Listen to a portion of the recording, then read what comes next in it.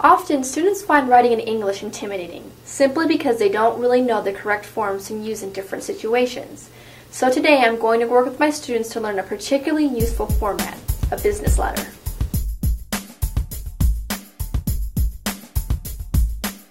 Most intermediate or advanced students already know how to write a friendly letter, but business letters are probably more useful since they can be applied to a wider range of situations. Today, we're going to learn how to write a business letter in the context of making a complaint about a product or service. It's always a good idea to look at an example first, so I printed out some sample complaint letters I found online. My students will read them over, and then I'll ask each student to give summaries about their letters. Next, we'll analyze the layout, and I'll call their attention to certain aspects of the form. Finally, I'll ask them to produce their own complaint letter, and we'll read some examples. You could assign specific complaints to write about, but today I'm going to let them use their imagination.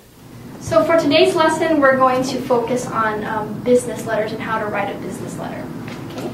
And here I'm going to pass out an example of a business letter. I want you to read it and go through it and focus on the format. I want you to look at how the format is done. Okay?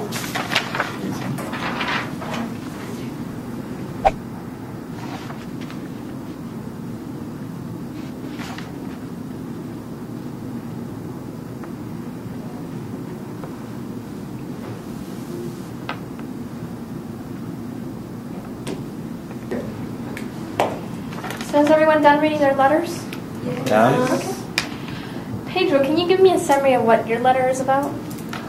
This letter is about a claim for client about a product that person bought in a store. This is a summary. Okay. So what does it say in the letter?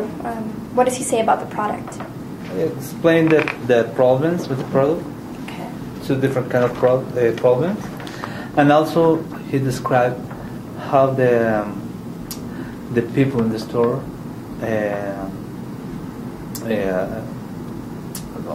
the people in the store couldn't help him. Oh, okay. And Andres, what is your letter about? It's about it's probably the same thing that Pedro say. She is a woman and she's concerned because the product that she buy make some problems in her face. She got an allergy. Great. So all of these letters have something in common. What do they have in common? Complaint. Yes, exactly. Complaint These are called complaint letters. Complaint letter. Complaint letters. Yes. Okay. So let's take a look at the format here. What are some common things that we see at the top? The date. We see the date. Yeah. Okay. And then the next one, who is this letter addressed to? The company. The company. The company. Oh, Exactly. in charge. business. In charge. The business. Okay. The store. Great. And then what about the next part? The sender. The sender, exactly. All right. And then the next part? The specific department in Yeah. the company. It usually says attention. Yeah. Attention to a Attention. specific Yeah. department Or or area. person. Okay. Yes. And then when it says here, dear It's like an introduction. Dear. introduction to whoever they are writing to. Yes.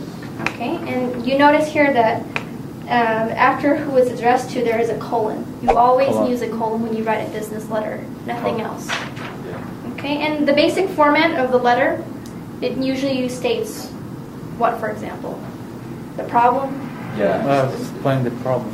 Problem, exactly. And at the bottom, what do we see here? The sign, the John. The signature. The The signature of the person. Okay, so you see the signature of the person, and at the bottom, it's the person's name typed out. Yes. Okay, and if you're including something with a business letter, you usually Enclosure. put enclosure, colon. Okay, and you state what else is included with the letter. Okay? Yup. So what I want you to do now is write an example of a complaint letter. Using this exact same format, I want you to do the same thing. Okay? Okay. Okay.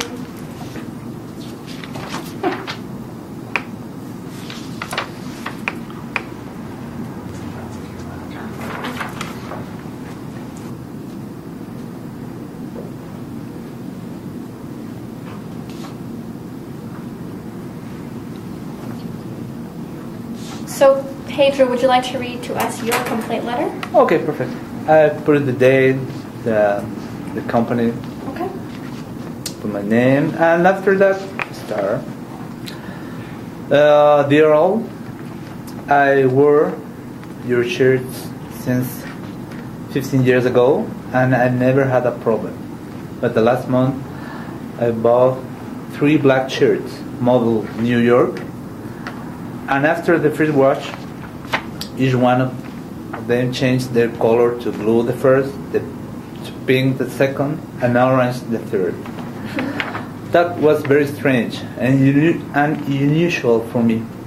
I went to the store where I bought them, and they said me that these new colors are the new trend for this season. Mm-hmm. I don't know much about fashion, but the answer was for me absolutely stupid. I request from you for the solution to my problem immediately. Okay. Sincerely yours, Beverly. Very good. So are these letters Are concerned. formal or informal letters? Formal. Formal letters. Very good. Yeah.